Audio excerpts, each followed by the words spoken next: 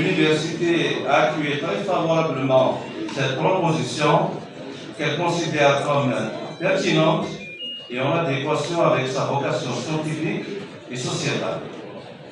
À cet effet, une réunion présidée par M. le recteur est tenue en présence de Mme la doyenne de la faculté des lettres et des langues, a été consacrée à l'examen de cette proposition. À l'issue des échanges, plusieurs pistes ont été identifiées en fonction des objectifs assignés à cette structure. En effet, il apparaît en premier lieu nécessaire de définir de manière explicite les missions et les objectifs attendus et la structure envisagée afin de déterminer le cadre institutionnel et réglementaire le plus approprié. Premièrement, si la vocation est pédagogique, l'université dispose déjà d'un département de traduction qui assure pleinement les missions d'enseignement et de formation dans ce domaine.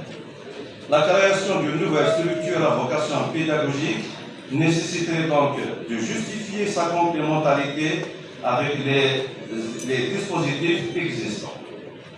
Deuxièmement, si l'objectif est la traduction et la promotion de la langue guernaise, une équipe placée sous la responsabilité de Madame la doyenne de la faculté des lettres et des langues est déjà mobilisée autour de la traduction de documents vers dans le cadre de la promotion et du renforcement de l'usage de cette langue dans l'environnement institutionnel. Cette dynamique pourrait être davantage structurée et développée.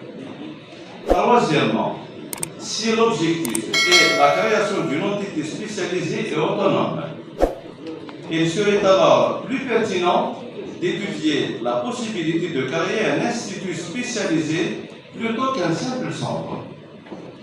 Une telle création nécessiterait l'élaboration d'un dossier scientifique, pédagogique et administratif solide à soumettre à la tutelle conformément aux procédures réglementaires en vigueur. L'ouverture d'un institut universitaire relève en effet d'une procédure réglementaire spécifique et nécessite l'adoption du texte réglementaire approprié. Quatrièmement, si la vocation est la recherche scientifique, la création d'une structure dédiée à la recherche en traduction en linguistique et en terminologie pourrait être envisagée dans le cadre réglementaire des laboratoires de recherche, sous réserve de la mobilisation des enseignants-chercheurs concernés et de l'élaboration des dossiers scientifiques répondant aux critères requis. Cinquième et dernière proposition, si l'objectif est de nature économique et commerciale, l'université dispose déjà d'une filiale à laquelle pourrait être intégré, après étude de faisabilité et dans le respect de la réglementation, un objet relatif aux prestations de traduction et services linguistiques. Ainsi, l'université demeure pleinement favorable au principe de cette recommandation. Elle estime toutefois que la définition préalable de la finalité et des missions de la structure envisagée constitue un préalable indispensable pour déterminer la forme juridique et institutionnelle la plus adaptée. Structure pédagogique, unité de traduction, institut, laboratoire de recherche ou activité à caractère économique.